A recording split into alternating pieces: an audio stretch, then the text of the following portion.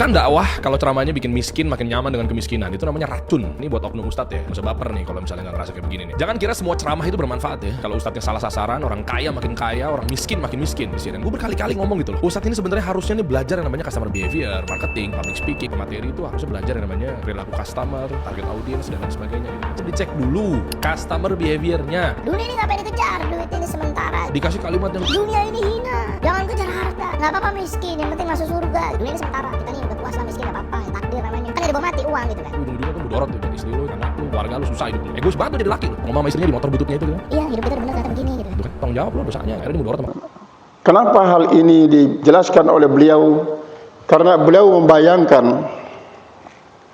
bahwa akhir-akhir ini kan banyak orang-orang yang berceramah, berpidato bahwa kemiskinan itu bukan takdir, tapi adalah perilaku daripada manusia itu sendiri katanya. Allah tidak pernah menakdirkan hambanya menjadi orang miskin. Semua ditakdirkan menjadi orang kaya. Ini kalau dari kacamata ukuran miskin kaya itu daripada ukuran harta, kata mereka. Sehingga mereka seringkali menyalahkan orang miskin dan menyanjung-nyanjung orang kaya. Orang miskin itu bukan karena takdir, kata mereka. Kalau begitu apa makna daripada firman Allah? Yabsutul rizqa liman yasha wa yaqbid. Allah Ta'ala telah memperluas rezeki bagi orang yang ia kendaki, dan Allah pula yang mempersempit. Bayangkan kalau semua orang kaya, maka akan menjadi miskin semuanya. Karena tidak ada orang yang mau menjual jasa untuk kepentingan kepemilikan orang lain. Tidak akan ada sopir-sopir truk yang mencari rezeki di atas roda dari satu daerah ke daerah lain. Tidak akan ada tukang-tukang ojek. Tidak akan ada orang-orang yang jadi sopir open cab. Tidak akan ada orang-orang yang menjadi kondektur kereta api. Karena semuanya kaya. Maka kalau itu terjadi, kembalilah semua jadi miskin. Assalamualaikum warahmatullahi ta'ala wabarakatuh. Kita berhadiah Fatihah terlebih dahulu pada junjungan kita Nabi besar Muhammad sallallahu alaihi wasallam, para sahabat dan keluarga beliau. Semoga Allah memberikan izin kepada beliau untuk memberikan syafaat kepada kita di hari kiamat kelak. Bi barakatil Fatihah.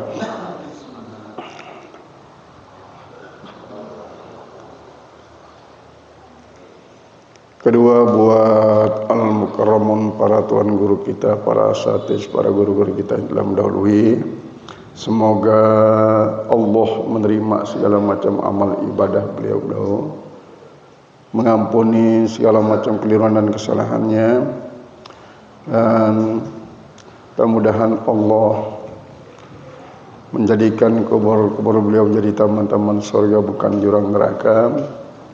Dan mudah-mudahan kita yang menjadi murid-murid beliau diberikan warisi ilmu pengetahuan yang berkat bermanfaat dunia akhirat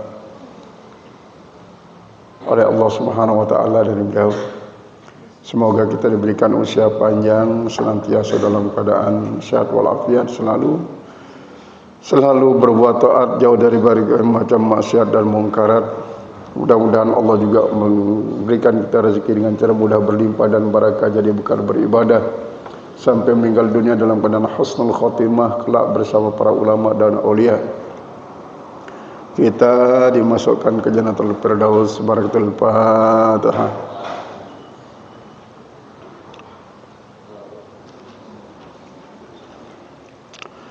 Terakhir buat kedua orang tua kita, para kakek dan nenek kita, bibi dan paman kita, saudara dan saudari kita yang telah mendahului. Semoga Allah jadikan kubur-kubur beliau menjadi taman-taman surga bukan jurang-jurang neraka. Dan kita mohonkan juga semua yang sakit-sakit menjadi sehat walafiat, panjang umur. Yang dalam keadaan kesulitan supaya diganti kesulitan kemudahan, yang susah diganti dengan kesenangan, yang sengsara dibahagiakan, yang musafir mencari rezeki, mencari ilmu, memberikan rezeki dan ilmu yang berkat dan bermanfaat dunia akhirat. Lalu mudah-mudahan Allah menjadikan juga yang para berumrah supaya lancar perjalanannya tanpa hambatan. Lalu yang berziarah ke Masjid Rasulullah begitu juga supaya jadikan umrahnya makbulah, ziarahnya mahmudah, lalu kembali kampung halaman dalam keadaan sehat walafiat jasmani dan rohani. Bibarakatil Fatihah.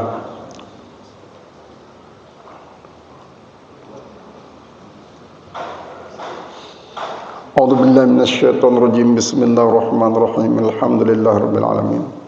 Arrahmanir rahim. Wassalatu wassalamu ala asyrafil anbiya'i wal mursalin. Sayyidina wa habibina syafi'ina dzalina qurrata a'yunina Mustafa Maulana Muhammad wa ala sairil anbiya'il mursalin wa ala washabihi ajma'in. Allahumma ighfir lana dhunubana wa tub 'alaina wa lidaina jami'il mu'minin wal mu'minat wal muslimin wal muslimat al ahya'i wal amwat.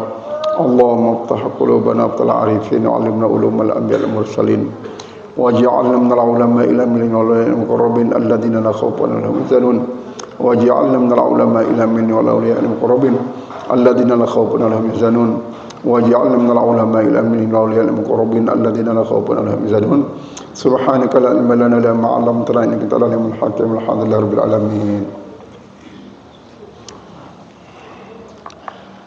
بسم الله الرحمن الرحيم. قال المصنف رحمه الله تعالى ونفعنا بها بعلومه في الدارين آمين. Kaifa yakunu talabukal lahiku sababan fi ata'ihi sabiq. Hada dalilun ala nafi sababiyyati al-madhkurati li'anna ma talabahu al-'abdu amrun sabiqun fil adali taqdiruhu wa talabuhu amrun lahikun fi ma la yazalu. Wa kaifa yakunu lahiqu sababan fil wujudi sabiq wa hal sababu abadan illa mutaqaddimun ala al-musabbabi illa mutaqaddimun ala al-musabbabi. Qala al-musannif rahimahullahu ta'ala kaifa yakunu, bagaimana akan ada bagaimana akan ada talabukal lahik, permohonanmu yang belakangan. Bagaimana ada talabukal lahiku, permohonanmu yang belakangan, sababan fi ata'ihi sabiqi, menjadi sebab pada pemberiannya yang dahuluan, pada pemberiannya yang sudah ditentukan dahuluan maksudnya. Hada dalilun, ini menjadi dalil ala nafyis sababiyyati, atas ketiadaan sababiyah al-madhkurah yang tersebut.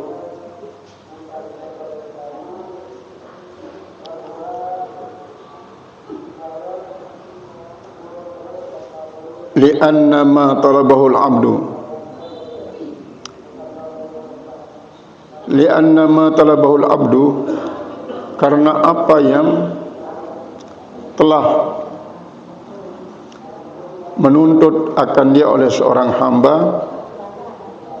amrun sabiqun, adalah sesungguhnya perkara yang sudah ditahu pendahuluan, perkara yang sudah ditentukan dahuluan fil azali, sejak zaman azali, takdiruhu, takdirannya. Wa talabuhu, sedangkan permintaannya itu amrun lahikun, adalah perkara yang datang belakangan,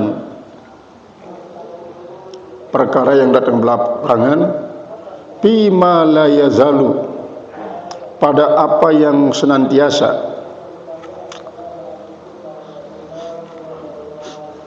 Wa kaifa yakunu lahiku, dan bagaimana akan ada yang belakangan itu, sababan fi wujudi sabiq, menjadi sebab pada adanya yang dahuluan.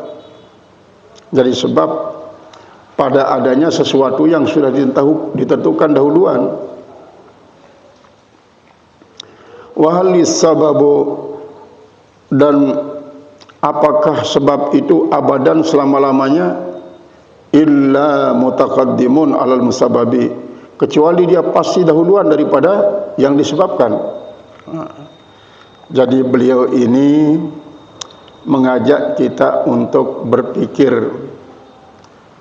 tentang sesuatu yang belakangan tidak akan bisa menjadi sebab terhadap sesuatu yang sudah ditentukan dahuluan. Ini berkaitan dengan kita berdoa, kita mohon, kita juga berusaha untuk mendapatkan sesuatu, sementara kita sudah yakin bahwa sesuatu itu sudah diatur oleh Allah Subhanahu wa taala. Ukuran banyaknya, ukuran sedikitnya, macamnya, di mana tempatnya, kapan waktunya, untuk siapa, itu sudah ditentukan. Waalaikumsalam. Sudah ditentukan semuanya. Lalu kita berdoa untuk mendapatkan sesuatu yang sudah ditentukan itu. Kita berikhtiar untuk mendapatkan apa yang sudah ditentukan oleh Allah dahuluan. Sementara ikhtiar kita, doa kita ini kan belakangan, jauh ribuan, mungkin jutaan tahun setelah semua itu ditentukan oleh Allah Subhanahu wa taala. Maka ini tidak berarti kita menganggap bahwa begitu Allah memberikan kepada kita apa yang sudah ditentukan sejak zaman azali, jutaan tahun yang lewat, lalu kita anggap dia adalah hasil ikhtiar kita, hasil doa kita. Padahal itu adalah merupakan realisasi daripada apa yang sudah direncanakan sejak azali. Seperti tadi itu, di mana tempatnya, kapan waktunya, berapa banyaknya, apa macamnya, untuk siapa, itu sudah ditentukan sejak zaman azali. Lalu kita mendapatkan. Nah, maka apa arti daripada ikhtiar ini? Apa arti daripada doa tersebut? Apakah tidak ada artinya, tidak ada pengaruhnya kepada apa yang sudah ditentukan tersebut? Sesungguhnya Allah Subhanahu wa taala ketika menjadikan sesuatu makhluk yang sudah dipastikan berapa banyaknya, di mana tempatnya, apa bentuknya, apa macamnya, itu sekaligus dia sudah menentukan, merencanakan bagaimana cara Allah menyampaikannya, bagaimana cara Allah menyampaikannya, kemudian bagaimana cara Allah menyesuaikan dengan apa yang akan disampaikan itu. Seringkali saya contohkan seperti keadaan kita sekarang ini, yang hadir di aula ini. Berapa jumlah kita yang hadir ini tidak pernah berbeda dengan apa yang sudah direncanakan oleh Allah Subhanahu wa taala sejak zaman azali. Sehingga bagaimanapun kita berkoar-koar untuk mengajak orang datang dengan memberikan penjelasan padilah-padilah, maka tidak akan pernah berbeda kurang dan lebihnya dari apa yang sudah ditentukan sejak zaman azalinya. Tidak pernah. Kenapa hal ini dijelaskan oleh beliau? Karena beliau membayangkan bahwa akhir-akhir ini kan banyak orang-orang yang berceramah, berpidato bahwa kemiskinan itu bukan takdir, tapi adalah perilaku daripada manusia itu sendiri katanya. Allah tidak pernah menakdirkan hambanya menjadi orang miskin. Semua ditakdirkan menjadi orang kaya. Ini kalau dari kacamata ukuran miskin kaya daripada ukuran harta, kata mereka. Mereka memang berdalil dengan Al-Quran. Wa ma asabatkum min hasanatin faminallah wa ma asabatkum min sayiatin famin anfusikum. Apa yang menimpa diri kalian daripada kebaikan itu datangnya dari Allah. Apa yang menimpa kalian daripada kesengsaraan, termasuk kesakitan, termasuk kesulitan dalam mendapatkan ekonomi, itu datangnya dari diri kalian. Itu yang mereka jadikan sebagai dalil. Sehingga mereka seringkali menyalahkan orang miskin dan menyanjung-nyanjung orang kaya. Orang miskin itu bukan karena takdir, kata mereka. Kalau begitu apa makna daripada firman Allah? Yabsutul rizqa liman yasha wa yaqbid. Allah Ta'ala telah memperluas rezeki bagi orang yang ia kendaki, dan Allah pula yang mempersempit. Wa rafa'a ba'dakum fawqa ba'din fir rizqi yaj'ala ba'dukum ba'dan sukhriya, kata Allah. Allah meninggikan dan Allah merendahkan dalam soal urusan rezeki, supaya sebagian yang memiliki rezeki banyak itu menjadikan yang rezekinya sedikit menjadi sukhriya, menjadi tenaga kerja. Bayangkan kalau semua orang kaya, maka akan menjadi miskin semuanya. Karena tidak ada orang yang mau menjual jasa untuk kepentingan kepemilikan orang lain. Tidak akan ada sopir-sopir truk yang mencari rezeki di atas roda dari satu daerah ke daerah lain. Tidak akan ada tukang-tukang ojek. Tidak akan ada orang-orang yang jadi sopir open cab. Tidak akan ada orang-orang yang menjadi kondektur kereta api. Karena semuanya kaya. Maka kalau itu terjadi, kembalilah semua jadi miskin. Kita ingin untuk mengambil salah satu contoh pada zaman Nabi Sulaiman alaihissalam. Pada zaman Nabi Sulaiman alaihissalam terjadi keluhan besar bagi masyarakat. Kenapa? Karena tempat-tempat peribadatan tidak ramai dikunjungi oleh orang. Yang ramai dikunjungi oleh orang adalah pasar-pasar, pusat-pusat perbelanjaan, pabrik-pabrik, pantai-pantai, kebun-kebun, kemudian tempat-tempat pusat bisnis. Mereka sibuk di sana. Akhirnya masyarakat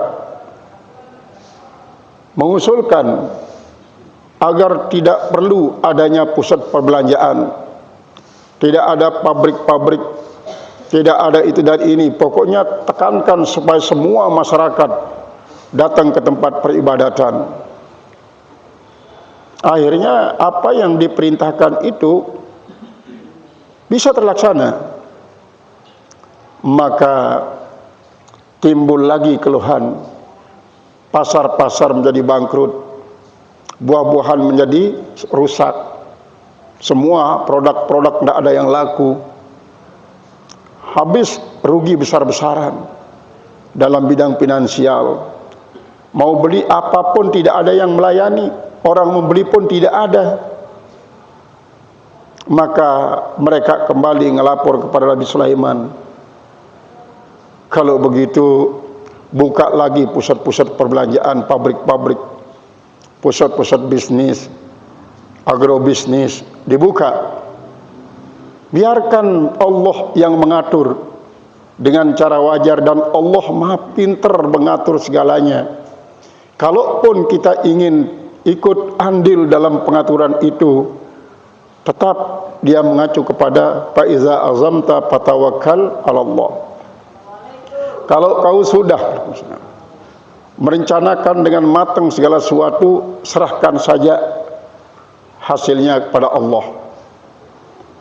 Nah, itu nanti di dalam munajat dari kitab ini, situ akan diulangi satu hikmah yang mengatakan arih nafsaka anit tadbir, istirahatkanlah dirimu daripada mengatur. Sampai di situ banyak nanti yang disampaikan kepada Allah Subhanahu wa taala. Ini tidak juga mengajarkan kita untuk kembali kepada paham Jabariyah. Tidak. Tetap adalah pada posisi paham Ahlussunnah wal Jamaah. Tidak juga menekankan kita untuk memahami Qadariyah. Tetap pada posisi Ahlussunnah wal Jamaah, di mana kita tetap mengakui bahwa Allah membikin kita dan Allah juga membikin pekerjaan kita. Dalam arti ketika Allah mengakui wallahu khalaqakum wa ma ta'malun, Allah yang menciptakan kalian, Allah pula yang menciptakan ma ta'malun, apa yang kalian lakukan, berarti Allah di situ mengakui ada karya kita. Nah, kalau kita kembali kepada apa yang dikatakan dalam hikmah ini, bagaimana mungkin tuntutanmu yang belakangan datangnya akan menjadi sebab daripada apa yang sudah dahuluan diatur oleh Allah Subhanahu wa taala? Bagaimana mungkin, katanya. Akhirnya kita sampai kepada apa yang dijelaskan tadi itu. Ketika Allah menciptakan segala sesuatu, di mana tempatnya, kapan waktunya, kemudian berapa ukuran apa macamnya, maka dia menciptakan pula siapa yang akan mendapatkannya. Siapa yang akan mendapatkannya. Dan siapa yang mendapatkannya itu juga ditentukan bagaimana cara mendapatkannya. Ada yang kadang-kadang memang tidak pernah berusaha, tidak pernah berdoa, tapi Allah menggerakkan hati seorang untuk menyampaikan apa yang sudah ditentukan itu kepada dirinya. Ada orang yang sekedar berdoa, dia tidak pernah berikhtiar, tapi Allah mengirimkan orang untuk sampai kepadanya. Ada orang yang tidak pernah berdoa, tidak pernah berkarya, tapi juga Allah menyampaikan. Itu tergantung daripada makom keyakinan kita masing-masing. Jadi jangan seperti orang yang tadi itu terlalu pede, dia berceramah yang mengatakan bahwa kemiskinan itu bukan takdir Allah, tapi adalah karena perilaku hidup kalian sendiri. Dia salahkan orang-orang miskin. Mana ada dua di dunia ini yang tidak pernah diminta oleh seorang kecuali oleh orang gila. Jadikanlah kami orang sengsara yang miskin. Jadikanlah kami menjadi orang yang sakit terus. Nah, bagaimana dengan apa yang dikatakan oleh Rasulullah? Allahumma yini miskina wa amitni miskinan wa syurni yaumal qiyamati fi zumratil masakin. Ada yang menakwil bahwa miskin di situ adalah miskin rahmat, senantiasa berharap rahmat. Matikan kami senantiasa menjadi hamba Engkau yang berharap rahmat, dan kumpulkanlah kami bersama orang-orang yang berharap rahmat. Jadi miskin dalam arti bukan miskin dalam arti finansial. Nah, artinya apa? Dia Rasulullah dalam hal ini dia pasrah kepada Allah Subhanahu wa taala tentang pengaturan ekonomi itu. Miskin dan kayanya dia pasrah, walaupun dia berikhtiar seadanya, dan beliau juga menghidupkan keluarganya, istrinya, dan banyak mendapatkan juga seperti bantuan daripada mertua-mertua beliau, Aisyah dibiayai oleh Abu Bakar Siddiq, Hafsah dibiayai oleh Umar bin Khattab, dan yang lain-lain. Bahkan Ummu Habibah, yaitu Ramlah, yaitu anak daripada Abu Sufyan, juga mendapatkan santunan dari orang tuanya. Nah, ini artinya tidak ada di dunia ini orang yang betul-betul normal mengharapkan dia hidup miskin terus, karena dia juga meyakini bahwa harta itu ada manfaatnya dalam hidup di dunia. Tetapi kalaupun itu terjadi, kemiskinan tersebut bukan karena perilakunya yang tidak pernah berkarya, tidak pernah berbuat, justru menjadi orang miskin. Semuanya itu merupakan satu iradah daripada Allah Subhanahu wa taala. Qala al-musannif rahimallahu taala,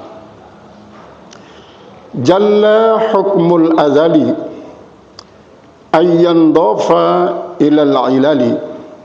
Jalla hukmul azali, maha agunglah ketentuan sejak zaman azali itu. Ayun dafa, bahwa disandarkan ilal kepada ilat, kepada alasan.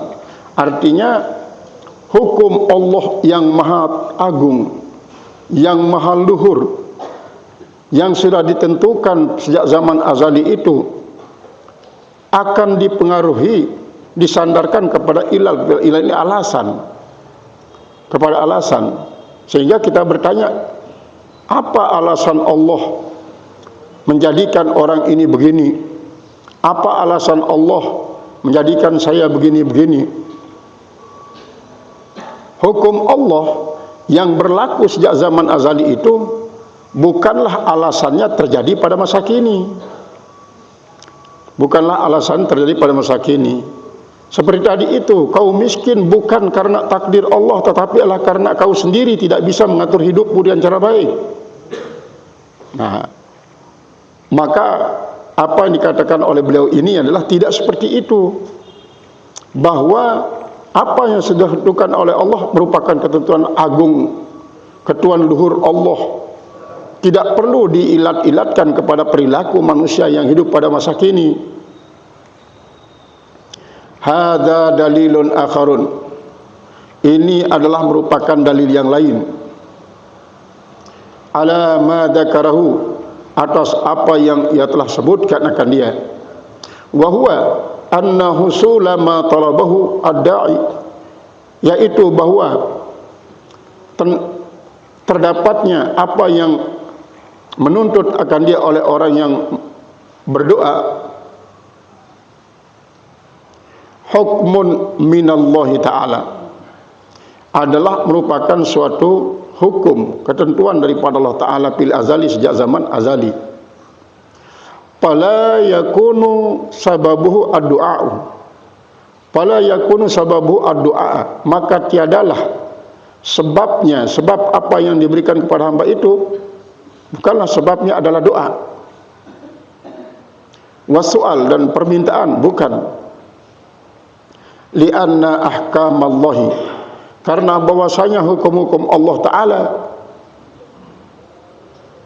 tajlu an tundopa ila illatin, maha agung dia, maha besar kalau dia disandarkan kepada suatu alasan, aw sababin, daripada sebab, min qibali anna lahu al-iradah, daripada arah bahwasanya baginya, bagi Allah Ta'ala, al-iradah al-mutlaqah, ada kehendak yang mutlak, wal masyiah an-nafizah, dan kehendak yang diluluskan.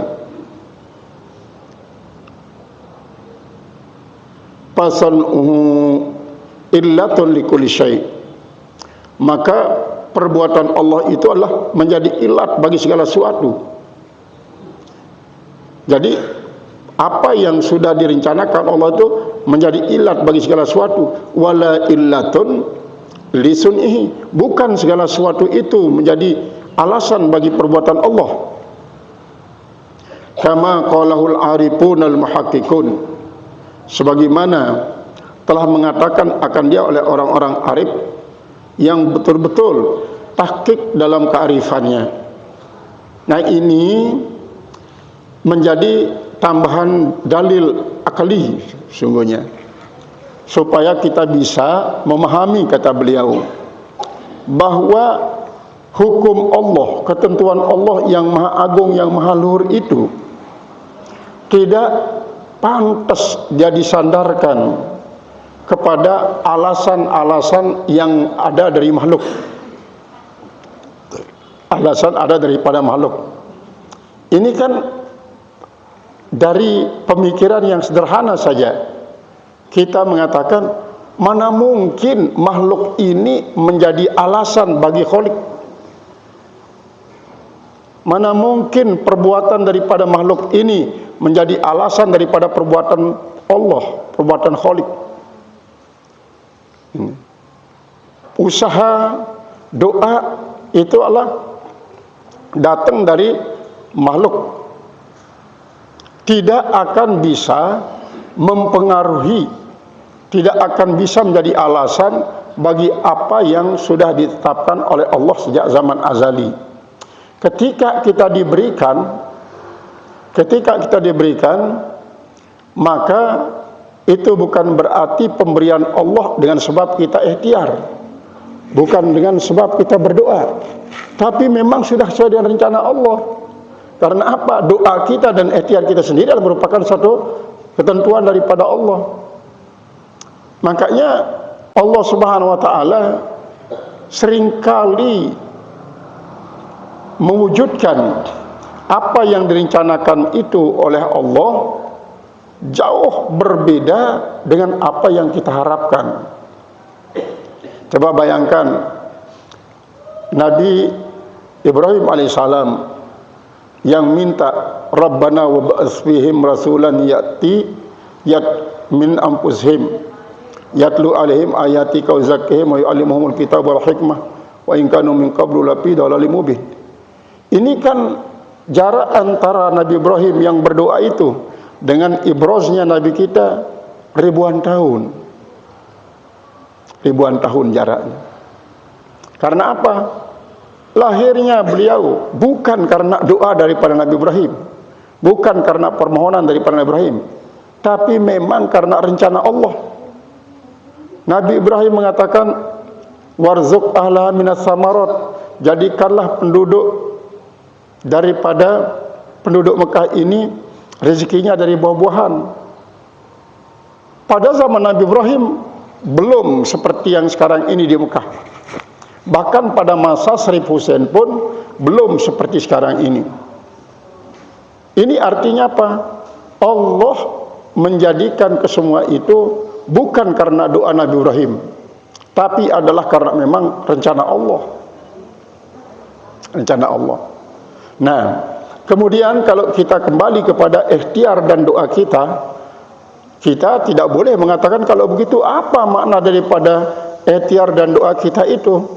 Orang ikhtiar dan doa kita juga adalah merupakan suatu iradah daripada Allah. Iradah daripada Allah.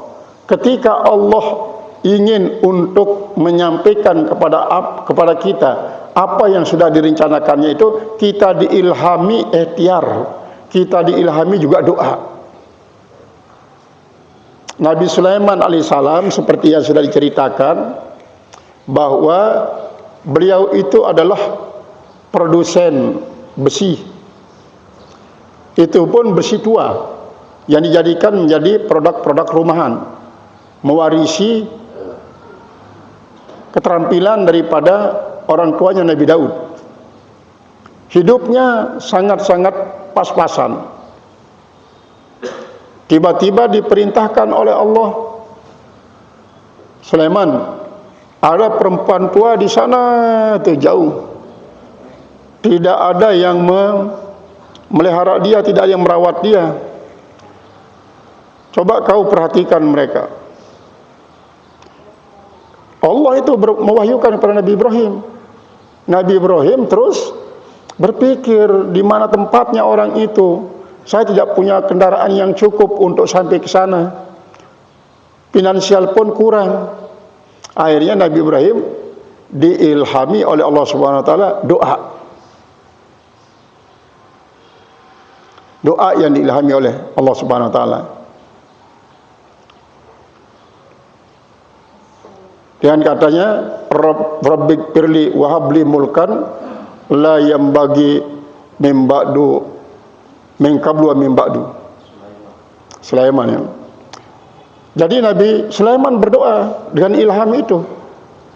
Dia mengatakan Rabbik firli wa habli mulkan la yambagi min qablu wa min ba'du. Ya Allah, ampuni dosa saya. Ampuni dosa saya. Lalu berikanlah saya mulkan, kekuasaan. Tidak mengatakan rizkan, tapi mulkan, kekuasaan. La yambaghi min qablu wa min ba'du. Yang tidak pantas kau berikan kepada orang-orang sebelum saya dan orang-orang sudah saya. Akhirnya Allah Subhanahu wa taala membikinkan bagi Nabi Sulaiman satu spray. Spray ini sangat besar, diriwayatkan di kitab tersebut ukurannya 500 kuda perang masuk di spray tersebut dan bisa diterbangkan. Mulailah saat itu Nabi Sulaiman memiliki suatu kekuasaan yang tidak ada tandingnya, baik bagi orang-orang terdahulu atau orang-orang yang sekarang ini sampai hari kiamat. Tidak ada yang bisa menandingi kekuasaan Nabi Sulaiman. Sampai nanti di hari kiamat itu akan dijadikan sebagai perbandingan oleh Allah Subhanahu wa taala terhadap raja-raja yang tidak mau menyembah Allah lantaran sibuk dengan sebab kerajaannya. Allah akan menunjukkan kepada itu, lihat tuh, hamba saya itu Sulaiman tuh. Tidak ada tandingannya dari kekuasaannya, hartanya, dia punya juga istri banyak, tapi tidak pernah dia membuat kesemua itu menjadi alasannya untuk tidak menyembah saya. Kamu hanya secuil kekuasaanmu, kok jadi alasan kau tidak menyembah saya, dan alasan sibuk dengan kepemimpinan yang saya berikan kepada kamu. Nah, ini artinya bahwa tidak bertentangan doa yang kita panjatkan, ikhtiar yang kita lakukan, rencanaan-rencanaan yang kita lakukan, dengan lalu pasrah kepada apa yang sudah direncanakan oleh Allah Subhanahu wa taala. Karena apa yang direncanakan oleh Allah untuk siapa, maka keduanya berjalan berbarengan. Berjalan berbarengan. Kalau sesuatu pemberian itu adalah merupakan maf'ul awal, sedangkan siapa yang diberikan merupakan maf'ul sani, yang aktif, yang positif, yang subjektif. Nah, itulah pikiran daripada ahli marifat. Qala al-musannif rahimahullah ta'ala, inayatuhu bika, pertolongan Allah pada dirimu, pertolongannya pada dirimu.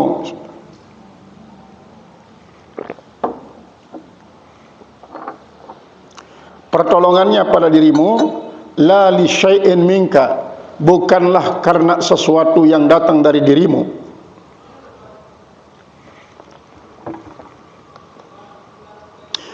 Wa aina kunta, dan di mana kamu? Hina wajahatka inayatuhu, ketika mendatangi akan engkau oleh pertolongannya. Di mana kamu ketika mengarahkan kepada dirimu oleh pertolongannya? Wa qabalatka riayatuhu, dan menghadap engkau pemeliharaannya. Lam yakun fi azalihi ikhlasu a'malin, tidak ada pada azalnya Allah ikhlas dalam beramal. Wala wujudu ahwalin, tidak juga adanya kelakuan-kelakuan.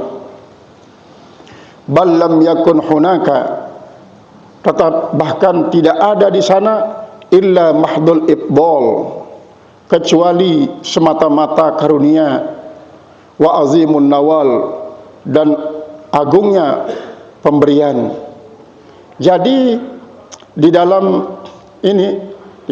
hikmah ini dikatakan pemberian pertolongan Allah kepada siapapun bukan sebabnya datang dari orang yang diberikan itu, bukan, tetapi semata-mata memang pemberian Allah itu akan diberikan kepada siapa yang sudah direncanakannya, siapa yang sudah dikendakinya.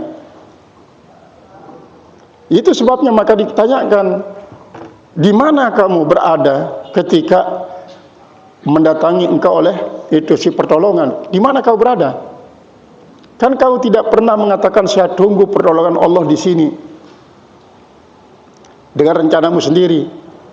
Tapi kalaupun kau mendapatkan itu juga adalah merupakan suatu harakah daripada Allah, gerak dari Allah yang beratkan hatimu.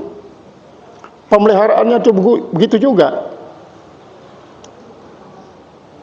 Itu semua semata-mata karunia dari Allah, semata-mata keagungan daripada apa yang sudah direncanakan pencapaiannya buat dirimu dari Allah Ta'ala. Inayatullahi, pertolongan Allah Ta'ala bika dengan engkau, fil azali, sejak zaman azali, hina lam takun, hina la hina gairu mu'allalatin, hina lam takun, ketika kau tidak ada, hina la hina gairu mu'allalatin bisyai'in, ketika tidak ada sesuatu yang diilatkan, kainun minka, yang ada daripada engkau, min ikhlasin, daripada ikhlasi amalin, daripada ikhlas beramal, tidak, bahkan tidak adanya suatu kelakuan yang bisa untuk menyampaikan hal itu kepada dirimu, tetapi itu semuanya adalah karena karunia. Ai wala wujuda ahwalin, tidak dengan adanya kelakuan-kelakuan, tatawassalu bijami'i dzalika ilahi, yang kalian jadikan perantara dengan semua yang diberikan itu kepadanya. Wa aina kunta, dan di mana kau berada, izaka, ketika itu di mana kau berada. Wa anta adamul mahdun, dan kau pada saat direncanakan itu tidak ada sama sekali, tidak ada sama sekali. Bahkan rohmu pun masih bercampur dengan roh orang lain.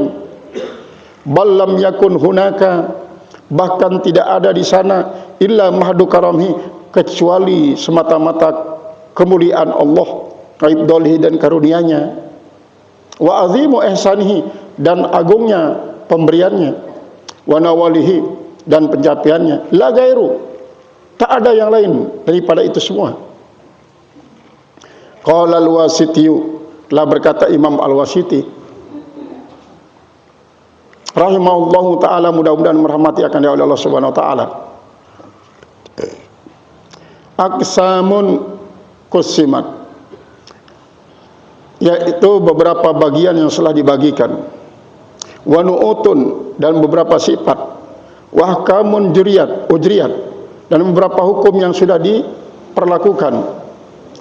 Kaifa tustajlabu biharakatin, bagaimana dia akan tiba dengan gerakan-gerakan dari dirimu sendiri, au tanalu bisa'ayatin, atau bagaimana kau akan mendapatkannya dengan usahamu sendiri, tak bisa. Karena apa? Karena itu semua adalah merupakan suatu pembuktian dari apa yang sudah diberikan oleh Allah Subhanahu wa ta'ala. Jadi bukan berarti ketika Allah mewujudkan diri kita menjadi janin, lalu dipertemukan antara roh dengan janin, pada saat itu dibikinkan program buat kita. Walaupun memang di dalam hadis dikatakan bahwa pada saat itu malaikat yang ditugasi dalam rahim itu bertanya, apakah kau akan jadikan yang menjadi manusia ni ya Allah? Saya akan jadikannya. Kalau engkau jadikan dia, maka bagaimana dengan nasibnya?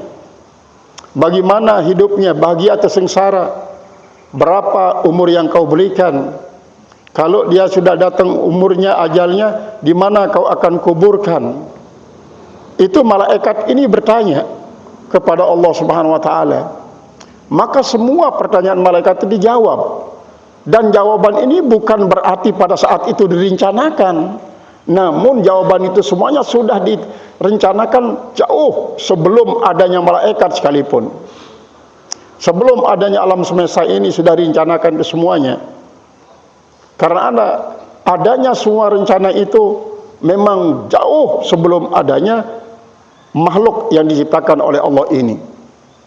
Sehingga para malaikat yang ditugasi itu adalah tinggal menepati apa yang sudah direncanakan oleh Allah Subhanahu wa taala. Dan yang paling perlu kita ingat adalah malaikat-malaikat pendamping. Malaikat-malaikat pendamping kita yang namanya Raqib dan Atid, yang dinamakan malaikat hafazah, yang banyaknya 4, 2 di siang hari, 2 di malam hari. Ketika dia sudah menyelesaikan tugasnya, dengan sebab kita sudah dimatikan, kita mati, lalu 2 malaikat itu bertanya kepada Allah, ya Allah, si Fulan yang engkau tugaskan saya mendampingi dia untuk mencatat amal bagus dan amal jahatnya, sudah engkau wafatkan ya Allah. Terus gimana sekarang saya ini? Gimana saya sekarang? Apakah saya akan istirahat?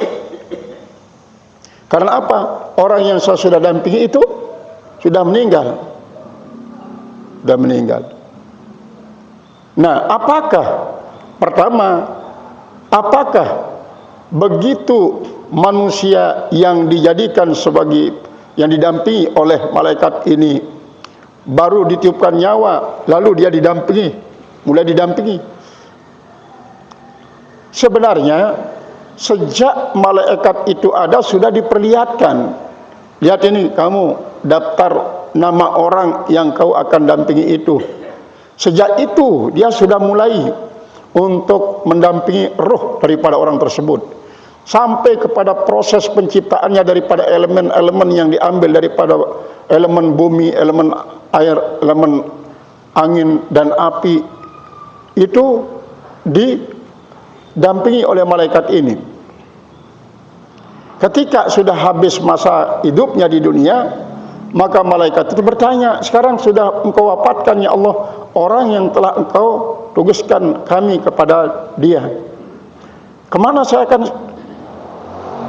pergi sekarang ya Allah? Maka Allah mengatakan, di langit sudah banyak malaikat yang selalu beribadah, yang tugasnya beribadah saja. Di bumi banyak malaikat-malaikat yang berbuat taat saja. Nah sekarang kamu tinggal di kuburan orang ini. Tinggal kau di kuburan orang ini sampai hari kiamat. Bacakan dia tasbih, tahmid, takbir, tahlil, istighfar, selawat sampai hari kiamat. Nah itulah kata Allah Subhanahu wa taala dalam sebuah hadis yang sanadnya Imam Anas bin Malik. Jadi kita meninggal ini umat Muhammad adalah dibacakan tasbih, tahmid, takbir, tahlil oleh malaikat yang mendampingi kita pada waktu hidup ini. Ini kita sekarang ini sekian banyak, maka dua-dua malaikat yang mendampingi kita, yang namanya Raqib dan Atid, Raqib dan Atid. Maka betapa malunya orang yang tahu hal itu lalu tidak melaksanakan kewajiban diberikan oleh Allah. Betapa malunya orang itu bermalas-malasan kalau dia sadar bahwa dia didampingi oleh malaikat. Betapa malunya kalau dia melanggar larangan Allah, kalau dia tahu bahwa dirinya didampingi. Tapi kebanyakan orang lupa. Karena apa? Sengaja dibungkus dia oleh hawa nafsu dan oleh setan. Sedangkan malaikat yang mendampingi kita tidak berupaya untuk merubek itu si bungkus. Dia biarkan saja kita. Betapa malunya kita kalau terlambat menghadiri panggilan Allah, padahal kita tahu ada malaikat yang mendampingi kita. Nah inilah yang kebanyakan tidak disadari oleh sebagian orang, sehingga dia tidak peduli mau lewat kewajibannya tidak peduli, mau melanggar larangan juga tidak peduli. Karena apa? Itu tandanya bahwa masih sangat tipis kadar iman yang diberikan oleh Allah kepada mereka. Maka seandainya kalau tidak ada orang-orang saleh mendoakan untuk mukminin mukminat, maka akan sengsara terus hidupnya sampai pada di hadapan Qadi Rabbul Jalil. Dan malaikat ini yang namanya malaikat atid, kalau dia menyaksikan kita melakukan perbuatan terlarang, dia bertanya dulu kepada malaikat rakib, gimana kita akan catatkan sekarang ini enggak? Biarkan dulu, kasih kesempatan 7 jam. 7 jam. Kalau dalam rentang waktu 7 jam itu dia tidak melakukan kebaikan, ya catat sudah. Catat dia. Tapi kalau dalam rentang waktu itu siapa tahu nanti dia menyesal karena meninggalkan kewajiban, menyesal karena melanggar larangan, lalu dia beristighfar, mungkin bertasbih, bertahmid, bertakbir, dan kadang-kadang dia langsung mandi tobat, lalu dia bersalat sunat tobat dan seterusnya. Kan tidak jadi kita, jadi tidak susah-susah kita hapus katanya. Nah begitulah malaikat mungkar rakib dan atid ini, dan semua nanti akan memiliki aplikasi untuk menyampaikan kepada Lauhil Mahfuz. Karena mereka itu memegang suatu alat yang super canggih. Kalau sekarang misalnya kita melakukan sesuatu di sini, kita bisa saja connect sampai di luar negeri, bisa nyambung. Nah kalau para malaikat ini langsung ke Lauhil Mahfuz. Di Lauhil Mahfuz itu sudah lengkap. Masing-masing orang itu ada aplikasinya. Sehingga tidak susah-susah mereka itu untuk pulang pergi naik ke sana. Cukup dengan mengambil koneksitas itu, akhirnya kalau terkonek dia nyampe.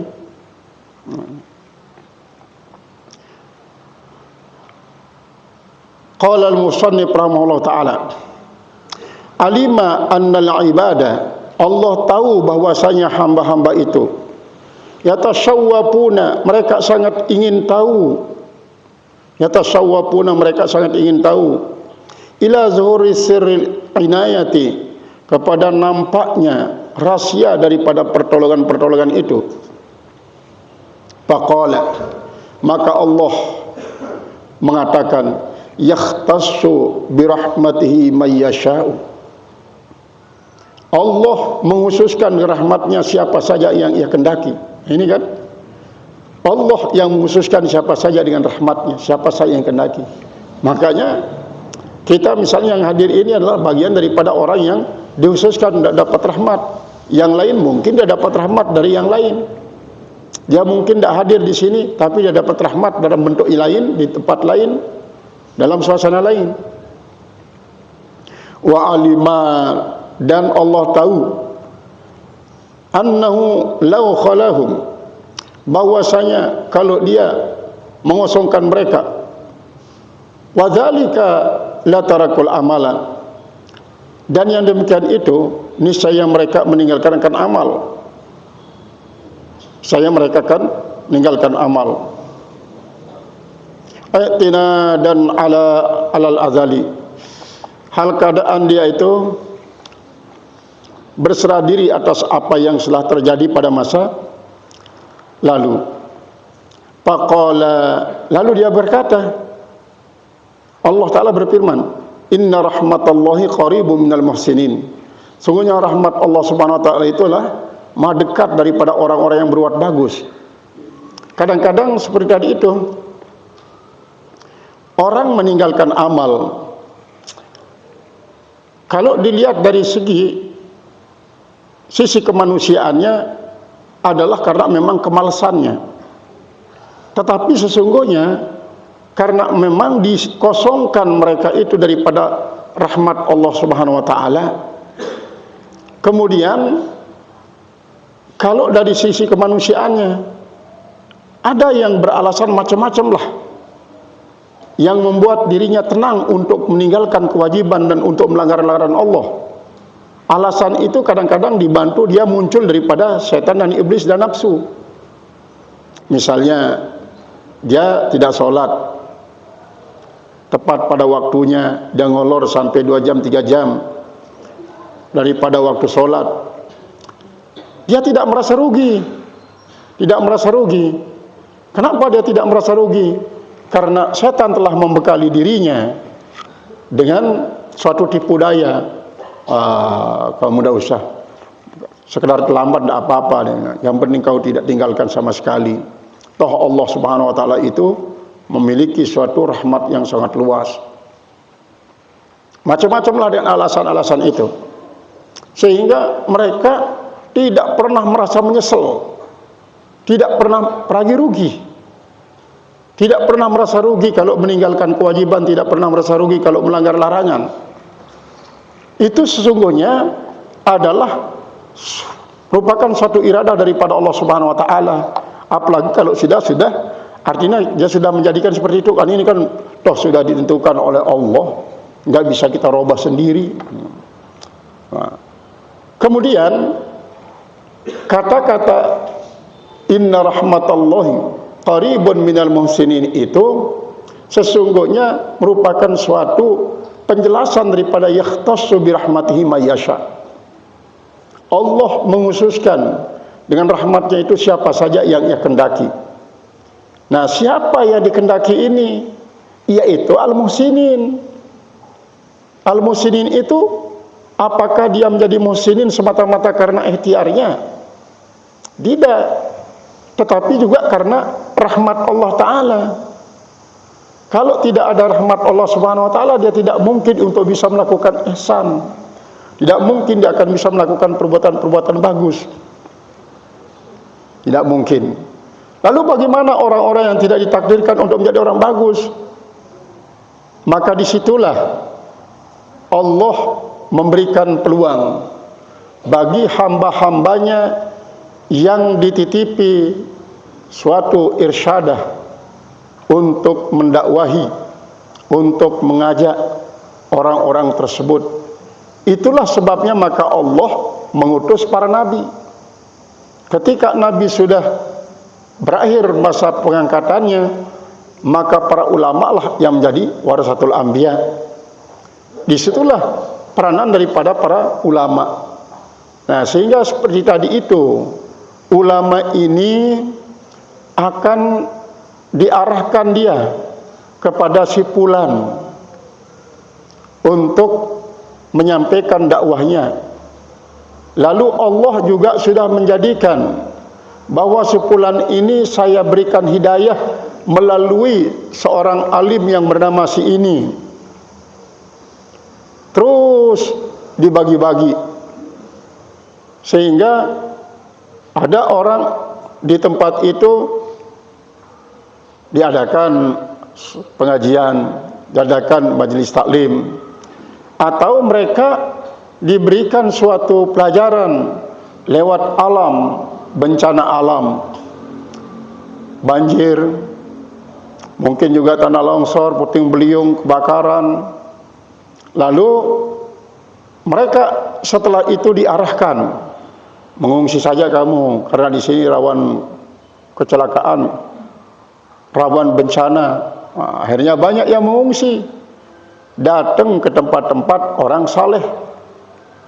Itu caranya. Misal dulu pada waktu terjadi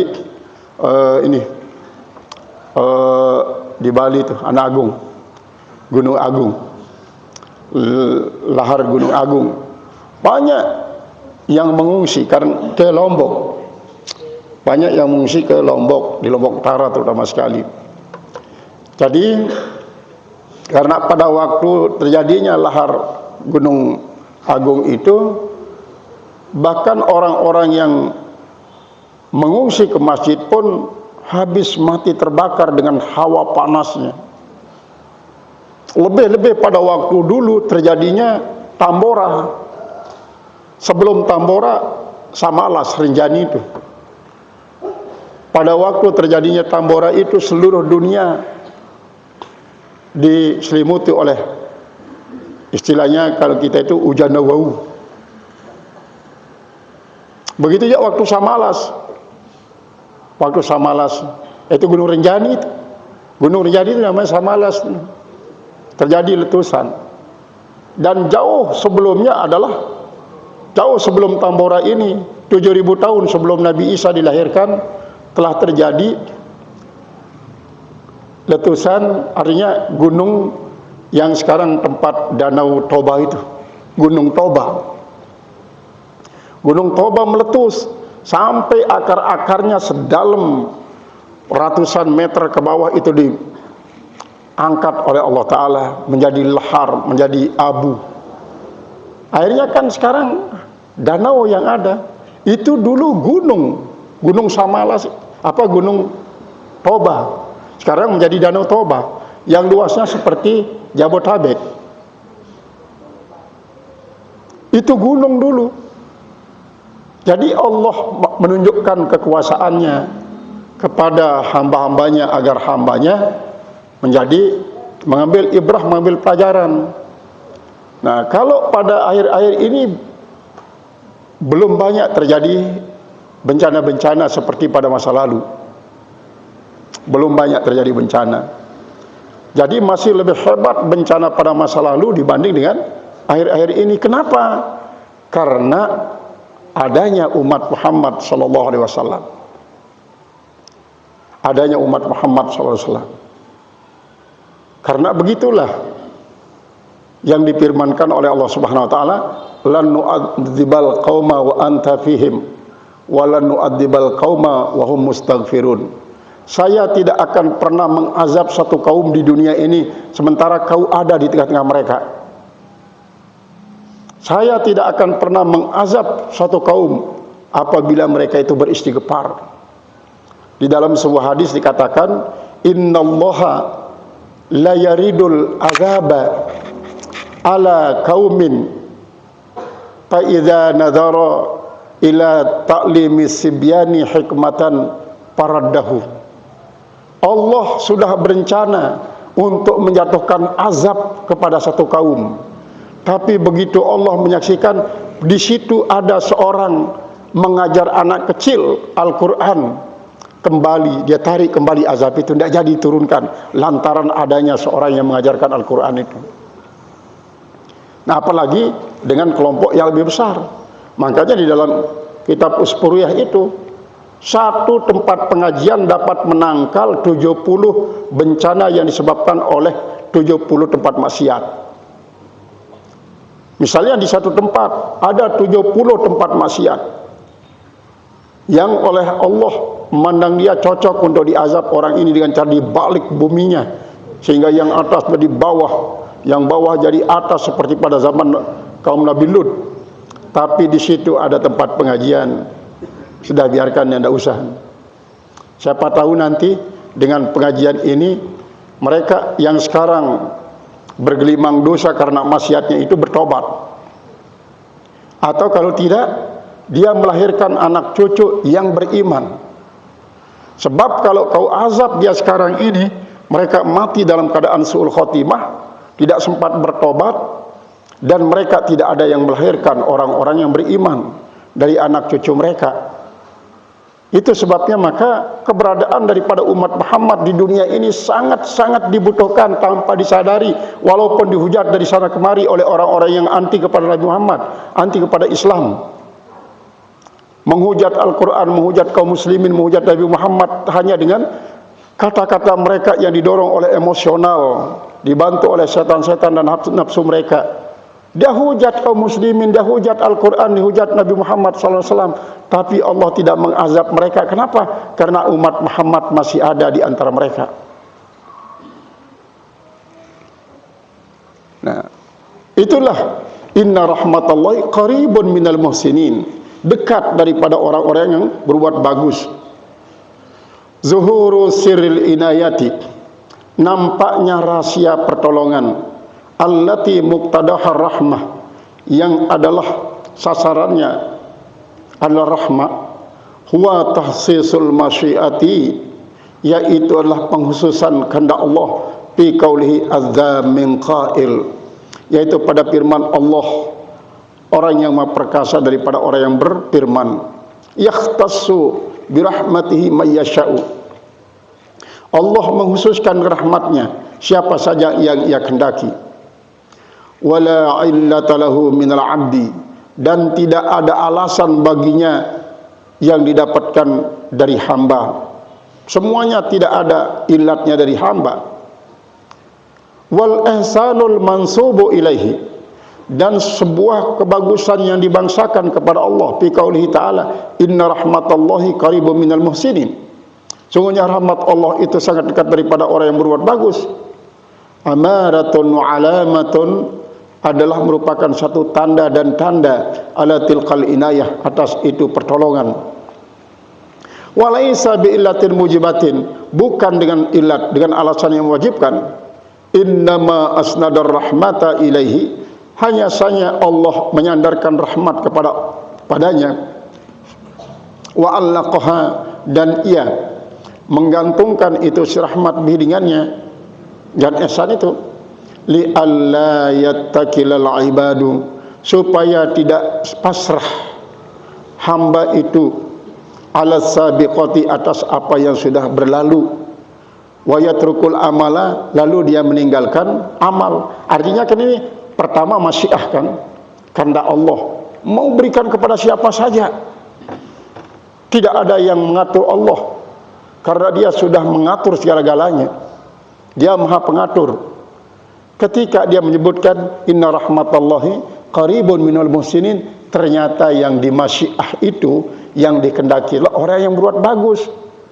Supaya gimana? Supaya manusia ini mau berbuat bagus kalau ingin mendapatkan rahmat Allah. Jangan mengatakan menunggu rahmat Allah tapi tak pernah berbuat bagus. Ini belum datang rahmat Allah ini katanya. Biar sudah sekarang bagaimana saja maunya Allah mengatur kita. Toh Allah nanti yang akan mengatur. Kalau memang Allah menghendaki kita masuk surga, mati kita dalam keadaan husnul khotimah. Tidak usah sibuk yang berpikir tentang itu. Nah ini bakalan bahwa dia tidak akan dapat masyiah itu, dan tidak masuk dalam kategori masyiah. Karena apa? Dia tidak ditakdirkan untuk menjadi muhsinin.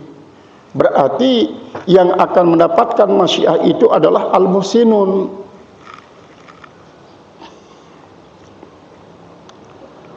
Wa yatrukul amala, lalu setelah mereka pasrah atas apa yang sudah direncanakan sebelumnya, wa yatrukul amala, lalu mereka meninggalkan akan berbuat, beramal.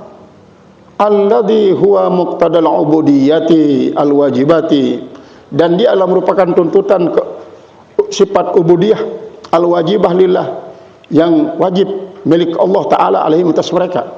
Kita sudah ikrarkan iyyaka na'budu iyyaka nasta'in. Jadi kalimat iyyaka na'budu wa iyyaka nasta'in itu bukan saja dalam bentuk ibadah yang berupa sholat, puasa, haji, zakat, tetapi juga ibadah yang berupa ibadah berupa amal. Makanya kita berusaha cari rezeki, itu juga ibadah. Ibadah itu mencari rezeki supaya mendapatkan apa yang sudah ditakdirkan oleh Allah Subhanahu wa taala. Ya bolehlah kita dapat rezeki di rumah tinggal begitu saja menunggu apa yang sudah diberikan oleh Allah, tapi kan berarti kita tidak dapat ibadah berupa apa? Berupa cari rezeki itu. Karena pada beberapa maqalah hikmah yang terdahulu diterangkan bahwa ada suatu rahmat yang tidak bisa kita dapatkan dengan rajin puasa, tidak kita dapatkan dengan rajin sholat, kita tidak dapatkan dengan rajin berzakat, kita tidak dapatkan dengan rajin berdoa, tapi justru kita mendapatkannya dengan sabar di saat kesulitan mencari ridho Allah berupa rezeki itu. Misalnya ada bapak-bapak atau ibu-ibu yang jualan, tak pernah beruntung, justru makan modal dari pagi sampai sore, rugi-rugi terus setiap hari. Tapi dia buktikan kesabarannya. Dia tidak akan melakukan perbuatan yang terlarang kalau hanya dengan ingin untuk menambah modal misalnya. Dia sabar dengan apa yang ada. Nah, kesabarannya dalam menghadapi ujian, kesulitan mendapatkan rezeki ini justru akan memancing rahmat yang ia dapatkan, di mana dia tidak akan dapatkan dengan ibadah-ibadah salat, puasa, haji, zakat, umrah dan lain sebagainya, tapi dia dapatkan dengan kesabaran dalam menghadapi kesulitan itu. Oleh sebab itulah, jangan pernah berhenti berkarya mencari rezeki. Jangan. Karena apa? Apapun kita lakukan, yang penting ada ikhtiarnya. Artinya, kita sudah yakin Allah sudah mengatur semua rezeki ini, tidak pernah kurang, tidak pernah bertambah. Di mana kita dapatkan, kapan kita dapatkan, sudah ditentukan oleh Allah. Bisa kita dapatkan sediaan itu, tapi justru nanti kita akan menjadi kurang ketika kita tidak berikhtiar.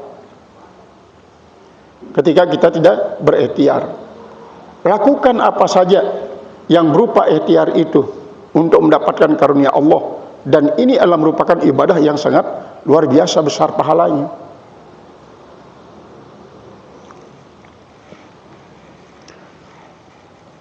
Qala al-musannif rahimahullah ta'ala, ilal masyiati yastanidu kullu syai'in, kepada kehendak Allah lah bersandar segala sesuatu.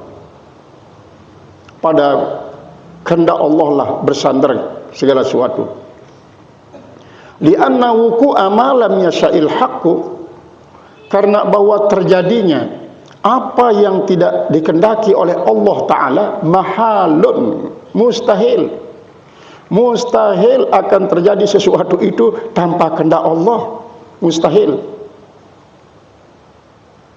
Jadi apa yang terjadi itulah merupakan bukti daripada apa yang dikehendaki oleh Allah.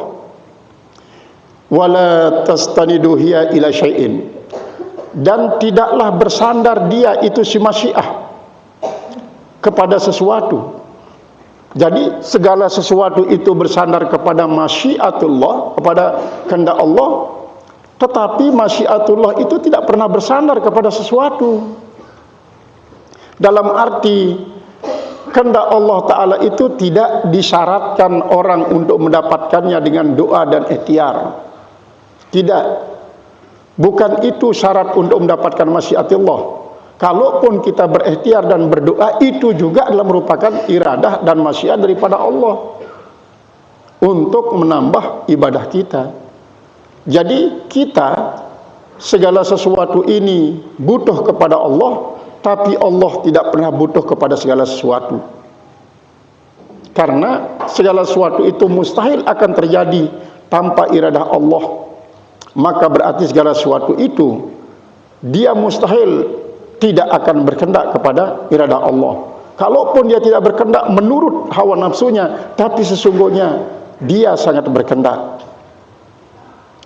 Listihalati wujudin naqsi, karena mustahil terdapatnya suatu kekurangan fima yajibulahul kamalu, pada sesuatu yang wajib baginya kesempurnaan. Wa hadhil ibaratu, dan ibarat-ibarat ini allati dzakarahul musannif rahimallahu, yang menyebut akan dia oleh al-muallif, mudah-mudahan Allah memberikan rahmat kepadanya, min awalil fasli, daripada awal pasal ilahuna sampai di sini, balagatil ghayatu fil hasani, sudah sampai kehinggaan dalam kebaikannya, wastaghnat bitaradudiha bitirdadiha, dan terkaya dengan pengulangannya, watikroriha, dan pengulangannya, anil bayani, daripada penjelasan, wasyarhi, dan daripada pensyarahan, wa fiha isyaratun, dan padanya satu isyarat, ila ahkamil azali, kepada berlakunya hukum azali, wa faqdil asbab, dan ketidakadaan sebab, wal ilal, dan alasan. Fayajibu alal abdi, maka wajiblah atas orang hamba, ayyabna alaiha, bahwa dia membangun atasnya, atas masyiah itu, a'malahu, akan amal perbuatannya, wa ahwalahu, dan kelakuannya. Payal tadimal ubudiyatu, maka lazimlah sifat ubudiyah, wal ibtiqar, dan sifat berkehendak, wa yada'ut tadbira, dan ia meninggalkan akan pengaturan, wal ihtiyara, dan meninggalkan ikhtiar. Lagi-lagi berhadapan dengan tadbir dan ikhtiar, pengaturan dan usaha. Ini tidak berarti seperti tadi itu. Artinya tidak bahwa tidak usah sudah bekerja, tidak usah berikhtiar, toh Allah akan memberikan kepada kita apa yang sudah diputuskannya. Sebagaimanapun kita membanting tulang dari pagi sampai sore memeras keringat, toh apa yang kita dapatkan apa sudah ditakdirkannya.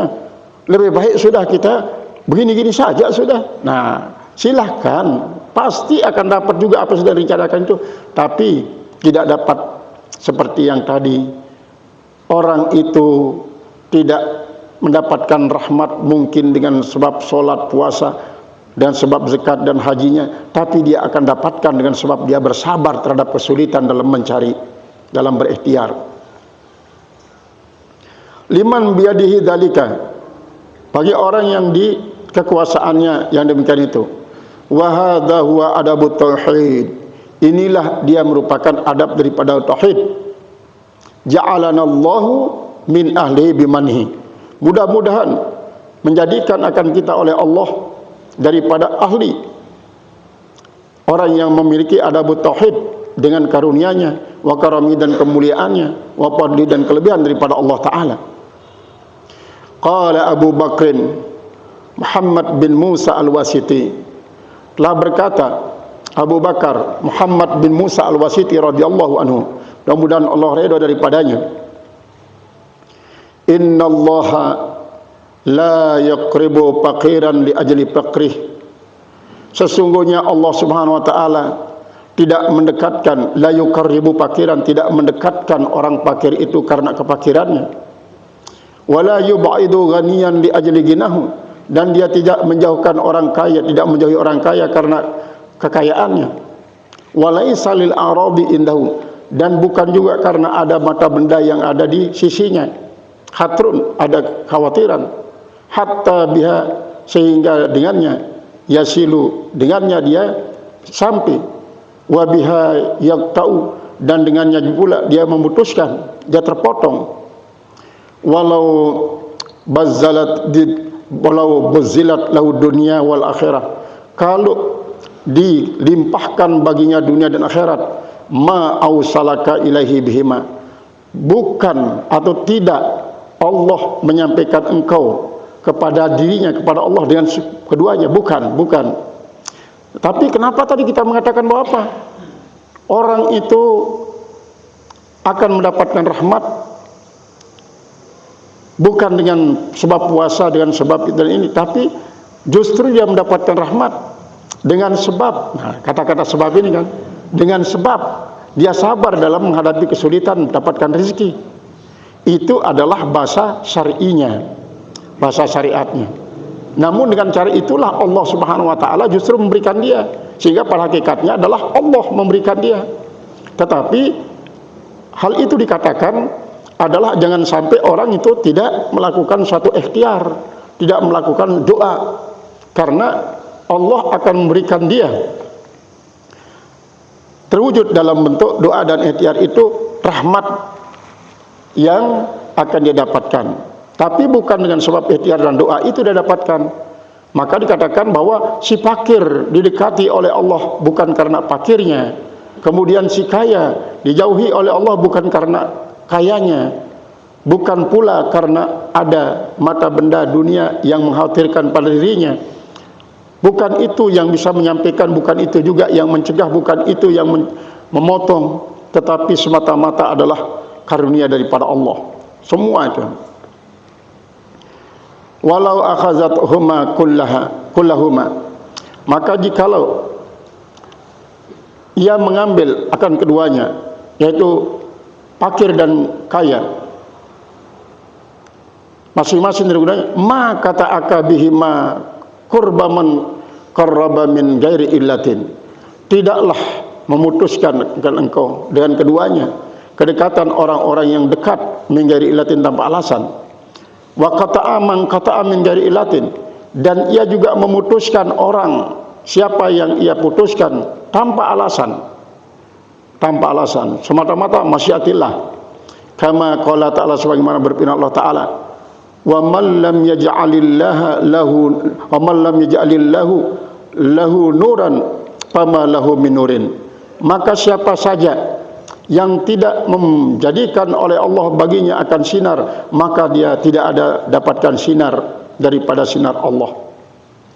Wa qala aidan, dan dia juga berkata, artinya Abu Bakar berkata, Bakar Muhammad bin Musa Al-Wasiti berkata radhiyallahu anhu, ma khalafahu ahadun wala wafaqahu, dan apa saja yang menyalahi akan dia oleh seorang dan tidak juga menyetujui akan dia, wa kulluhum musta'miluna bi masyiatihi, dan semua mereka itu adalah berbuat dengan kehendak Allah, wa qudratihi, dan dengan kekuasaan Allah. Anna yakunul wafaqu wal khilafu, anna bimakna min aina, bimakna mata, bimakna kaifa. Artinya kalau dikatakan min aina, dari mana akan ada kesepakatan, artinya kesesuaian itu, wal khilafu, dan khilafan itu, mata kita ini talabil waktu, kapan akan ada kesesuaian itu dan kesamaan itu, kesesuaian itu dan perbedaan itu. Kalau mengatakan min aina yakunul wafaq wal khilafu, dari mana atau kaifa, bagaimana, talabun li ta'yinil hal. Kalau kaifa itulah anna laki hada, pertanyaan Nabi Zakaria kepada Siti Maryam, min aina laki hada, anna laki hada, mata laki hada, anna laki hada bimana kaifa laki hada. Jadi talabun li ta'yinil hal kaifa, talabun li ta'yinil zaman mata, talabun li ta'yinil makan min aina. Wa huwa yukallibul laila wan nahara bima fihima, dan dia Allah membolak-balik malam dan siang dengan apa yang ada pada keduanya pada malam di saat itu. Wa huwa qaimun 'alal asya' bil asya', dan dia Allah Ta'ala itu maha berdiri di atas segala sesuatu dengan sesuatu. Artinya bukan Allah yang berdiri di atas makhluk, tapi di sini makhluk didirikan di atas makhluk menurut kehendak Allah. Fi baqaiha, pada keabadiannya, wa panaiha, dan pada kebinasaannya. La yu'annisuhu wujdun wa la yu'ashihu faqdun, tidak akan menjinakkan dia oleh suatu keberadaan dan tidak akan menggelisahkan akan dia oleh suatu kehilangan.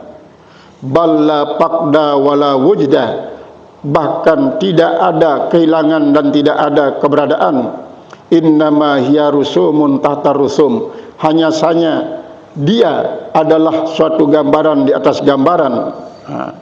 Jadi istilah hilang, istilah dapat, itu adalah istilah daripada syar'i.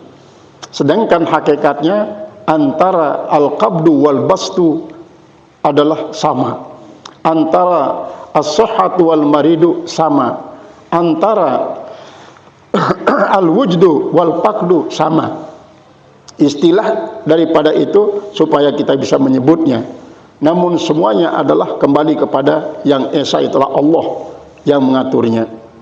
Wa qala radhiyallahu anhu, rubbama dallahumul adabu ala tarkit talabi i'timadan ala qismati wa ishtighalan bi dzikri an mas'alatihi wallahu alam bisawab. Nah ini, jadi ini adalah sesungguhnya hikmah-hikmah ini memberitahukan kepada kita tentang bahwa segala sesuatunya diatur oleh Allah Subhanahu wa taala, sampai kepada proses-proses ikhtiar dan doa kita itu sudah diatur oleh Allah Subhanahu wa taala. Tidak ada sesuatu yang berlaku kecuali dengan masyiatillah, dan masyiatullah itu tidak pernah butuh kepada sesuatu yang berupa makhluk ataupun alam ini. Wallahu a'lam bishawab.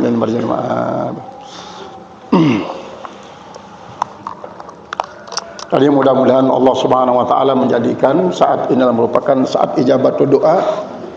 Mudah-mudahan kita diberikan usia panjang oleh Allah Subhanahu wa taala, dan diberikan juga bersyukur atas usia panjang itu. lalu diberikan rahmat sehingga kita dapatkan seperti apa yang dijanjikan, yakhtassu bi rahmatihi may yasha wa inna rahmatallahi qaribun minal muhsinin. Assalamualaikum warahmatullahi wabarakatuh.